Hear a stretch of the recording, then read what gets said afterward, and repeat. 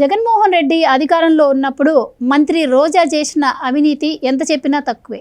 ఆవిడ అధికారంలో ఉన్నప్పుడే చెప్పుకున్నారు ఆవిడ బాగోతాల గురించి. మరి ఇప్పుడు అధికారం మారిపోయింది, ఆవిడ మంత్రి పదవి నుంచి వైదొలగడం జరిగింది. అయితే ఆవిడ ఆడుదాం ఆంధ్రాలో కోట్లలో స్కామ్ చేశారు అని చెప్పి నిన్నటి వరకు విన్నాం. అయితే ఇప్పుడు తాజాగా శ్రీవాణి ట్రస్ట్లో కూడా ఆవిడ స్కామ్ చేశారు అని చెప్పి కొన్ని వార్తలు అయితే కొంతమంది బయటకు వచ్చి మాట్లాడుతున్న పరిస్థితి అయితే ఈరోజు మనం చూస్తున్నాం. అయితే అసలు శ్రీవాణి ట్రస్ట్లో ఆవిడ చేసిన స్కామ్ ఏంటి, అది ఎన్ని కోట్ల మేర ఉండే అవకాశం ఉంది, ఇవన్నీ మరి ఎంక్వైరీ జరిగితే బయటకు వస్తే ఆవిడకి ఏమైనా శిక్షలు పడే ఛాన్స్ ఉందా, ఇవన్నీ కూడా తెలుసుకునే ప్రయత్నం చేద్దాం. మనతో ఉన్నారు senior political journalist doctor Durga Vadlamani గారు. నమస్కారం అండి. సో మాజీ మంత్రి రోజా ఆవిడ చేసిన అవినీతి గురించి చెప్పాలంటే ఈ ఎపిసోడ్ సరిపోదేమో. మనం ఓడిపోకముందే ఆవిడ ఓటమిని ఆవిడే అంగీకరించేశారు, నేను ఓడిపోతున్నా అని చెప్పి ఆవిడ ఎలాగో ఫిక్స్ అయిపోయారు. మేబీ అందుకే నేనేమో అధికారంలో ఉన్నప్పుడు అంత భారీగా స్కామ్ చేయడం జరిగింది. అయితే తాజాగా ఇప్పుడు శ్రీవాణి ట్రస్ట్లో కూడా ఆవిడ పాత్ర ఉంది, ఆవిడ స్కామ్ చేశారు అని చెప్పి కొంతమంది మీడియా ముందుకు వచ్చి మాట్లాడుతూ ఉన్నారు. సో ఏం జరిగిందంటారు మేడం, ఆవిడ చేసిన స్కామ్ ఏంటి, ఏం చెప్తారు? ఈ స్కామ్ ఇవాళ కాదు, మనం ఇంతకుముందు కూడా మాట్లాడుకున్నామండి. అంటే ఇవాళ కిరణ్ రాయల్ ఎవరైతే ఉన్నారో ఆయన దీని మీద ఇవాళ ఒక కంప్లైంట్ ఇవ్వడం జరిగింది. ఒక కమిటీ వేశారట కరీముల్లా అన్న ఆయనతోటిను ఒక ఎస్పీ తోటి. అందుకని ఆ కమిటీకి ఆయన కంప్లైంట్ చేస్తూ ఇవాళ ప్రెస్కి చెప్పారనమాట, ఎవరి దృష్టికి ఏమొచ్చినా కూడా మీరు ఆ కమిటీకి చెప్పండి మర్చిపోకుండా అని. ఇప్పుడు మీరు తీసుకుంటే ఇప్పుడు జగన్మోహన్ రెడ్డి పరిపాలనలో స్కామ్లు ఎలా బయటకు వస్తున్నాయో చూసారా? ఇప్పుడు జగన్మోహన్ రెడ్డి పేరు తీసేసి మీరు స్కామ్ మోహన్ రెడ్డి అని పెట్టాలి ఇవాళ. ఎందుకంటే ఒకటా రెండా, అసలు ఏ శాఖ తీసుకోండి మీరు, ఆ శాఖలో అన్ని అవినీతిలే. మనం ఫస్ట్ నుంచి చెప్తున్నాం, మన ఎలక్షన్స్ ముందు కూడా చెప్పామండి, తెలుగుదేశం కూటమి వస్తుంది ఖచ్చితంగా, ఈలోగా ఈ స్కామ్స్ అన్నీ బయటకు వస్తాయి, వీళ్ళు ఫైల్స్ మాయం చేసిస్తారు, అదేవిధంగా చిప్స్ కావచ్చు లేకపోతే ఇది డిస్కులు కావచ్చు అన్నీ మాయమవుతాయి, జాగ్రత్తగా ఉండాలని చెప్పాం మనం. అదే జరిగింది. అదేవిధంగా ఈయన ఈ స్కామ్ మోహన్ రెడ్డి పీరియడ్లో ప్రతి మంత్రి మీద ఈరోజు చూడండి ఒకటా రెండా, 1000 కోట్లు. ఈవిడ 100 కోట్లు ఆడుదాం ఆంధ్ర అయితే.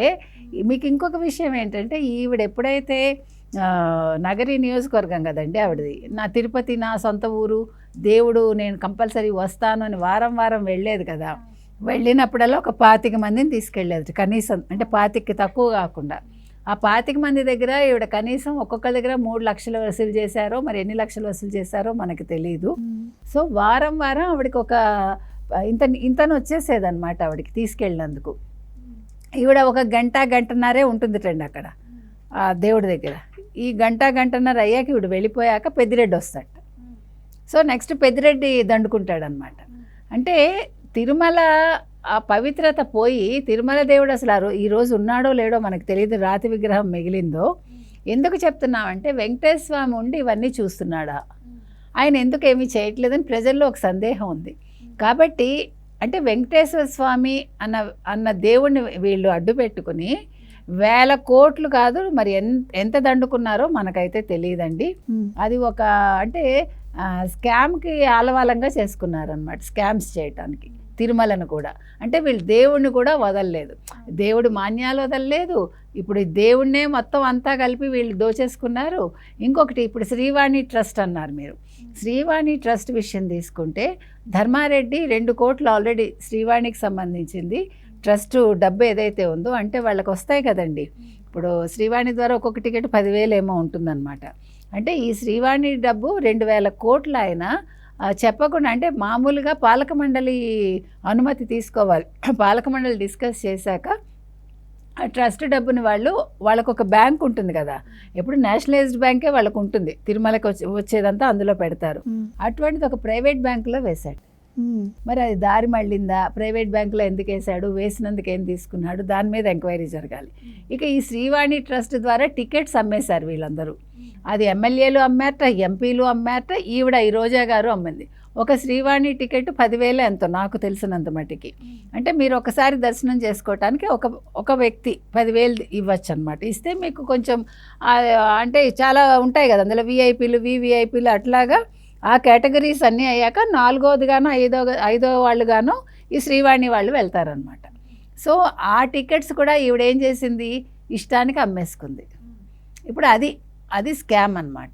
ఈ శ్రీవాణి స్కామ్ ఇవాళ కిరణ్ రాయల్ ఏమంటున్నారంటే మేము కొన్ని టికెట్స్ అంటే ఇలా అక్రమంగా వచ్చినవి మేము ఇవాళ సబ్మిట్ చేశాము, ఇలాగ వాళ్ళు ఎంతెంతమందికి అమ్మారో ఆ టికెట్స్ అన్నీ ఎవరికి దగ్గర ఉన్నా వాళ్ళు తెచ్చి ఇవ్వండి, కంప్లైంట్ ఇవ్వండి అంటున్నాడు. ఇలా ఎమ్మెల్యేలు అమ్మేసుకున్నారు, ఎంపీలు అమ్మేసుకున్నారు. అంటే ఆయన కాడికి ఎవడు వాడు దోచేసుకున్నాడు అనమాట. అంటే దేవుడు అసలు ఏదో కొండంత దేవుడికి మనం పత్రి ఇవ్వాల్సింది పోయి కొండంత దేవుడి దగ్గర మనం కొండని మించి మనం లాగేసుకున్నాం అనమాట. వీళ్ళందరూ లాగేసుకున్నారు. 7 కొండల్లో వీళ్ళందరూ ఒక కొండ మింగేశారేమో, లేదా 5 కొండలు మింగేశారు. సో జగన్మోహన్ రెడ్డి ఆలోచించాల్సింది ఏంటంటే, దేవుడితో పెట్టుకునేటప్పుడు ఎంత నా సొంత ఊరైనా, ఎంత నా దేవుడు నావాడు అనుకున్నా కూడా మనం తప్పులు చేయకూడదు. ఆయన చూస్తూ ఊరుకోడు. అందులో మనం ఎన్నోసార్లు చెప్పాము, ఇప్పుడు చెప్తున్నాము, మనం చేసిన పాపాలకు ఎప్పుడో అనుభవించడాలు ఉండవండి. ఇప్పుడు లెక్కలు దేవుడు అప్పటికప్పుడే తీర్చేస్తున్నాడు, వడ్డీలు లేకుండా లెక్క తీర్చేస్తున్నాడు ఆయన. కాబట్టి వీళ్ళందరూ ఒళ్ళు దగ్గర పెట్టుకుని వీళ్ళు తప్పులు చేస్తే ఒప్పుకుని హ్యాపీగా జైలుకి వెళ్ళి వచ్చేస్తే బాగుంటుంది. అంతేగాని ఇలాగా లక్షలు మింగేసి నా దేవుడని ఒళ్ళు పెంచేసుకుని ఈ నాటకాలు ఆడితే బాగోదు. అది అండ్ ఆవిడ పదవులు అధికారం తీసి పక్కన పెడితే ఆవిడ నోటికి ఏది వస్తే అది మాట్లాడుతూ ఉంటుంది. అయితే ఇప్పటివరకు కూడా మరి కొంతమంది మంత్రుల మీద అయితే ఎంక్వైరీ జరుగుతోంది. మరి ఇప్పటికీ ఆంధ్ర స్కామ్ గురించి మాట్లాడుకొని దాదాపు ఒక 15 రోజుల పైన నడుస్తోంది. మరి దాని మీద కావచ్చు, వీటి మీద కావచ్చు, ఇంకా ఆవిడ మీద ఎంక్వైరీ స్టార్ట్ అవ్వలేదు. దాన్ని ఎలా చూడొచ్చు అంటారు? అంటే కరెక్ట్గా ఎవరైనా కంప్లైంట్ ఇవ్వాలేమో, మరి ప్రభుత్వం దృష్టి పెట్టాలో అది మనకి ఎగ్జాక్ట్గా తెలియదండి అది ఏంటి అనేది. దీని మీద ఇప్పుడు మరి ప్రభుత్వం దృష్టి పెట్టాలి. చంద్రబాబు నాయుడు గారు కావచ్చు, లోకేష్ గారు కావచ్చు. ఇప్పుడు పవన్ కళ్యాణ్ గారు చెప్పాకే వచ్చానని కిరణ్ రాయలు చెప్పారు. శ్రీవాణి ట్రస్ట్లో అక్రమాలు జరిగాయని పవన్ కళ్యాణ్ గారు చెప్పారు, దాన్ని బేస్గా తీసుకుని నేను వచ్చానన్నారు. కాబట్టి పవన్ కళ్యాణ్ గారు కూడా దృష్టి పెడితే బాగుంటుంది. ఎందుకంటే పవన్ కళ్యాణ్ని ఎక్కువ అంటే మాటలు అన్నది ఆవిడే. చంద్రబాబు నాయుడు గారిని కూడా అంది కదా, అసెంబ్లీలో ఎంత అసహ్యంగా మాట్లాడింది ఆవిడ. అంటే నేను అంటానండి, అంటే ఆడా మగా అని కాదు, మాట్లాడటానికి ఒక మనం ఆలోచించాలి కదా. కొన్ని మాటలు మాట్లాడే ముందు నువ్వేంటి, నీ వ్యక్తిత్వం ఏంటి ఆలోచించాలి ఎవరైనా కూడా. రోజా లాంటి వాళ్ళు అంత దిగజారిపోయి మాట్లాడటం అనేది ఆవిడ అది అందంగా అనుకుందో లేకపోతే ఆనందంగా అనుకుందో మనకు తెలియదు, కానీ చూసే వాళ్ళకి చాలా జుగుప్సగా అనిపించిందండి. అందులో ఆడవాళ్ళు కొంచెం సౌమ్యులు అనుకుంటాం కదా, అంటే జగన్మోహన్ రెడ్డి గారు చెప్పే సౌమ్యులు కాదండి. ఆయనకు అందరూ సౌమ్యులు మంచివాళ్ళు. ఎలాంటి వాళ్ళు అంటే పాపం ఒక పిన్నెల్లి, ఒక బుట్టమ్మ, అట్లా ఆయన సౌమ్యులు వేరు. ఈవెన్ పాపం మన కొడాలి నాని కూడా సౌమ్యుడు ఆయన దృష్టిలో. అంటే ఈ డిక్షనరీలో ఉండే అర్థాలన్నీ కూడా ఇప్పుడు మార్చేసేయాలి మనందరం. వాటికి సినోనిమ్స్ పెట్టుకోవాలంటే నానార్థాలు అనమాట.